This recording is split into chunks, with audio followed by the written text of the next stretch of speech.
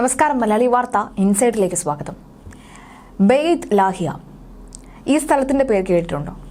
ഇപ്പോൾ ഇസ്രയേൽ അതിന്റെ സർവ്വശക്തിയും കാണിച്ചുകൊണ്ടിരിക്കുന്നത് ഒരു രാത്രി പോലും ഉറങ്ങാൻ സമ്മതിക്കാതെ ഭീകരെ ഭയപ്പാടിലാക്കുന്ന ആ ഇസ്രയേലിന്റെ താണ്ഡവം അക്ഷരാർത്ഥത്തിൽ ഇപ്പോൾ നടക്കുന്നത് ബെയ്ത് ലാഹിയയിലാണ്. ബെയ്ത് ലാഹിയ ഗസ മുനമ്പിൽ ജബാലിയുടെ വടക്ക് ഫലസ്തീൻ സംസ്ഥാനത്തിന്റെ വടക്കൻ ഗസ ഗവർണറേറ്റിലെ ഒരു നഗരമാണ്. ഇത് ബെയ്റ്റ് ഹനൂനിനോട് ചേർന്ന ഇസ്രായേൽ അതിർത്തിയോട് ചേർന്ന് കിടക്കുന്ന ഒരിടം. ഫലസ്തീൻ സെൻട്രൽ ബ്യൂറോ ഓഫ് സ്റ്റാറ്റിക്സിന്റെ കണക്കനുസരിച്ച് 2017 നഗരത്തിൽ ജനസംഖ്യ 89,838 ആയിരുന്നു. ഇതിൽ പകുതിയിലധികവും ഹിസ്ബുള്ളയുടെയും ഹമാസിന്റെയും തീവ്രവാദികളാണ് നടക്കമുള്ള വിവരങ്ങളും ചിലത് പുറത്തു വന്നിരുന്നു. അത് എത്രത്തോളം ശരിയാണെന്ന് അറിയില്ല. എന്നാലും അതിശക്തമായുള്ള ബോംബിംഗ് ഇപ്പോൾ ഇസ്രായേൽ നടത്തിക്കൊണ്ടിരിക്കുകയാണ്. ഗാസയിലും ലബനനിലും അതിശക്തമായ ബോംബിംഗ് ആണ് ഇസ്രായേൽ നടത്തുന്നത്. വടക്കൻ ഗാസയിലെ ബൈത്ത് ലാഹിയയിലെ ജനവാസ മേഖലയിൽ നടന്ന ആക്രമണത്തിൽ 72 പേർ കൊല്ലപ്പെട്ടു എന്ന വിവരം കൂടി പുറത്തുവരുന്നുണ്ട്. സ്ത്രീകളും കുട്ടികളും അടക്കമാണ് കൊല്ലപ്പെട്ടവരുടെ എണ്ണം 72 ആയത് എന്ന വാർത്ത വരുന്നു. 5 നില കെട്ടിടം തകർന്നാണ് കൂടുതൽ പേർ കൊല്ലപ്പെട്ടത്. നിരവധി പേർ കെട്ടിട അവശിഷ്ടങ്ങൾക്കിടയിൽ ഇപ്പോഴും കുടുങ്ങിക്കിടക്കുകയാണ്.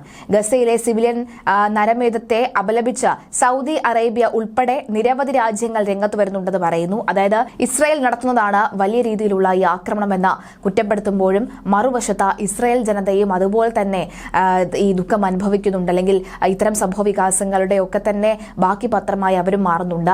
ഏറ്റവും ഒടുവിൽ എടുത്തു പറയേണ്ടത് ബന്ദികളെ കുറിച്ചാണ്. ബന്ദികൾ സിറിയയിലുണ്ട് എന്ന വിവരമാണ് ലഭിച്ചിരുന്നത്. അതിനെ തുടർന്നാണ് സിറിയയിൽ ഇപ്പോൾ അതിശക്തമായ ആക്രമണം നടത്തിക്കൊണ്ടിരിക്കുന്നത്.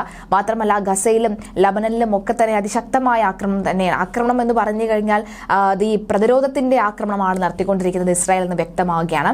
അതേസമയം ഇറാൻ ഒരു പുതിയ ഉപരോധം ഏർപ്പെടുത്തിയിരിക്കുകയാണ്. ബ്രിട്ടൻ യുക്രൈനെതിരെയുള്ള യുദ്ധത്തിൽ ഉപരോധിക്കാൻ റഷ്യയ്ക്ക് ബാലിസ്റ്റിക് മിസൈലുകളും മറ്റ് ആയുധങ്ങൾ നൽകിയതിനാണ് ഇറാനെതിരെ യുകെയുടെ നടപടി വരുന്നത്. ജർമ്മനി, ഫ്രാൻസ്, ബ്രിട്ടൻ എന്നീ രാജ്യങ്ങൾ സെപ്റ്റംബറിൽ ഇറാനെതിരെ ഏർപ്പെടുത്തിയ ഉപരോധത്തിന്റെ തുടർച്ചയാണ് പുതിയ ഉപരോധം.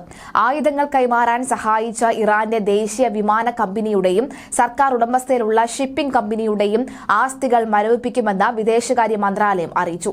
ഇറാനിൽ നിന്ന് മിസൈലുകൾ എത്തിച്ച പോർട്ട് ഒലിയ 3 എന്ന റഷ്യൻ ചരക്ക് കപ്പലിനെതിരെയും ഉപരോധം ഏർപ്പെടുത്തും. യുക്രൈൻ റഷ്യ യുദ്ധം ആരംഭിച്ചതിന്റെ 1000 ദിവസം പിന്നിടുന്ന വേളയിലാണ് ബ്രിട്ടന്റെ പ്രഖ്യാപനം. ആഗോള സുരക്ഷയെ ദുർബലപ്പെടുത്താനുള്ള ഇറാന്റെ ശ്രമങ്ങൾ അപകടകരവും അസ്വീകാര്യവുമാണ്. ഇറാനിൽ നിന്ന് റഷ്യയിലേക്ക് ബാലിസ്റ്റിക് മിസൈലുകൾ കൈമാറിയാൽ ശക്തമായ നടപടി സ്വീകരിക്കാൻ മറ്റ് രാജ്യാന്തര സഖ്യകക്ഷികൾക്കൊപ്പം ബ്രിട്ടനും നിലപാട് സ്വീകരിച്ചിരുന്നു.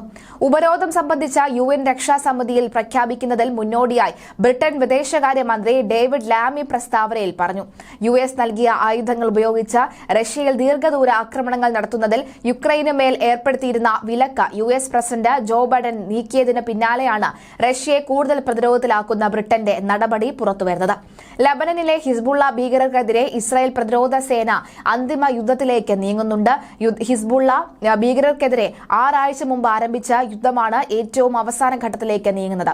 ഇസ്രായേൽ അതിർത്തിയിൽ നിന്നും 3 മൈൽ മാത്രം അകലെയുള്ള തെക്കൻ ലബനനിലെ ചാമ ഗ്രാമത്തിലെ തന്ത്രപ്രധാനമായ കുന്ന് IDF പിടിച്ചെടുത്തിരുന്നു. കഴിഞ്ഞ ദിവസം വടക്കൻ ഗാസയിൽ ഇസ്രായേൽ നടത്തിയ വ്യോമാക്രമണത്തിലാണ് 72 പേർ കൊല്ലപ്പെട്ടത്. ഇതിനിടയിൽ ഇസ്രായേൽ പ്രധാനമന്ത്രി ബെഞ്ചമിൻ നെതന്യാഹുവിന്റെ വീടിന് നേരെ ഫനൂഷ് ബോംബ് ആക്രമണം നടക്കുകയുണ്ടായിരുന്നു. പക്ഷേ ഈ ഫനൂഷ് ബോംബ് ആക്രമണം നടക്കുന്നതുമായി ബന്ധപ്പെട്ട് 2ാം തവണയാണ് ബെഞ്ചമിൻ നെതന്യാഹുവിന്റെ വസതിക്ക് നേരെ ആക്രമണം ഉണ്ടാകുന്നത്. അതായത് ബെഞ്ചമിൻ നെതന്യാഹുവിനെ വകവരുത്താൻ, ട്രംപിനെ എങ്ങനെയാണോ വകവരുത്താൻ ഇറാൻ കച്ചകൂട്ടി ഇറങ്ങിയിട്ടുള്ളത്, അതേ രീതിയിൽ തന്നെ നെതന്യാഹുവിനെ വകവരുത്താനായി ഒരു സംഘം ചാവേറുകൾ അല്ലെങ്കിൽ ആത്മഹത്യാ സ്ക്വാഡുകൾ ഇറങ്ങിയിട്ടുണ്ട് എന്ന് വ്യക്തമാവും തരത്തിലാണ് ഈ കാര്യങ്ങൾ വിരൽ ചൂണ്ടുന്നത്. എന്തായാലും വലിയ രീതിയിലുള്ള ഒരു പ്രതിരോധം തീർക്കാനായുള്ള എല്ലാ സജ്ജീകരണങ്ങളും ഇസ്രായേൽ ഇതിനോടകം തന്നെ ആരംഭിച്ചു കഴിഞ്ഞു എന്ന് വ്യക്തമാവുകയാണ്. സിസറിയ പ്രദേശത്തെ സ്വകാര്യ വസതിക്ക് നേരെയാണ് ആക്രമണം ഉണ്ടായത്. 2 തവണയാണ് വീട് ആക്രമിക്കപ്പെട്ടത് എന്ന് ഇസ്രായേൽ മാധ്യമങ്ങൾ റിപ്പോർട്ട് ചെയ്യുന്നു. കടലിൽ നിന്നാണ് ആക്രമണം ഉണ്ടായത് എന്നാണ് കരുതുന്നത്. എങ്കിലും ഇക്കാര്യത്തിൽ സ്ഥിരീകരണം ഉണ്ടായിട്ടില്ല.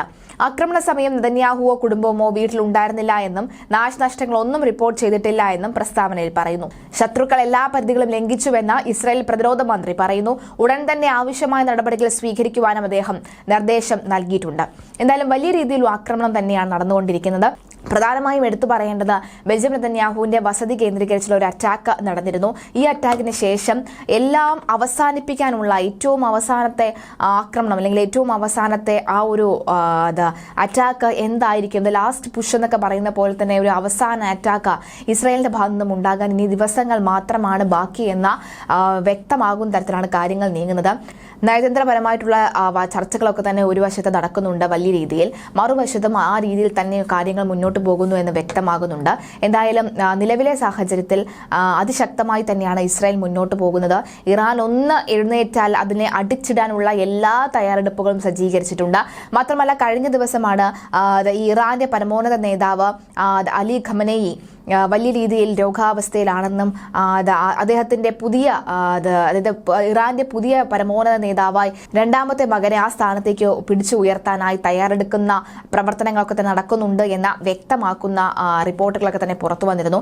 എന്നാൽ ഇതിനെ ഖണ്ഡിച്ചുകൊണ്ടും അദ്ദേഹം ആരോഗ്യവാനാണ് എന്ന് വരുത്തി തീർക്കാൻ ഇറാൻ തന്ത്രങ്ങളൊക്കെ തന്നെ മെനയുന്നുണ്ട്. എന്നാലും അക്കാര്യത്തിൽ ഒരു സ്ഥിരീകരണം വന്നിട്ടില്ല. ഇറാൻ പറയുന്നത് അദ്ദേഹം ആരോഗ്യവാനാണ് എന്ന് പറയുകയും കഴിഞ്ഞ ദിവസങ്ങളിൽ മറ്റ് തന്ത്രവിദഗ്ധരുമായി കൂടിക്കാഴ്ച നടത്തുന്ന ഒരു കാഴ്ച കാണുകയും ചെയ്തു. ആ കാഴ്ചയുടെ ചിത്രങ്ങളൊക്കെ തന്നെ ഇറാൻ പുറത്തുവിടുന്ന സാഹചര്യം ഉണ്ടായിട്ടുണ്ട്.